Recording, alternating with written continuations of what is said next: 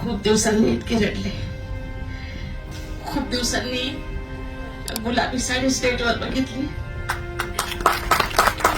खूप दिवसांनी इतक्या तडफेली, इतकं कळवळून स्वतःविषयी सांगताना कुणाला तरी बघितलं. तुमच्या विनाताई, तुमच्या लगबी सुद्धा आई सारख्या यायला लागल्या. तुमचं पदर सावरणं, तुमचं या टोकाला हात ठेवून बसणं, कुठल्या शब्दाला हळवं होणं, कुठल्या शब्दावर जोर देणं, जणू काही आईने तुमच्या काळेमध्ये प्रवेश करावा आणि आईने सगळं स्वतःविषयी सांगावं असा फील मला तिथे बसून येत होता. खूप खूप खूप आभार मानते आधी मी तुमचे.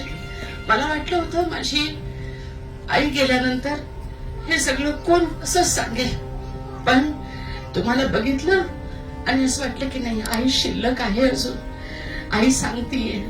आई अशी जाणं शक्य नाही. तुमच्या रूपात आई तिचं जे सांगणं होतं, तिचं जे भाषण होतं, तिचं जे मनोगत होतं ते पुन्हा व्यक्त करते. खूप धन्यवाद सुभाष सर.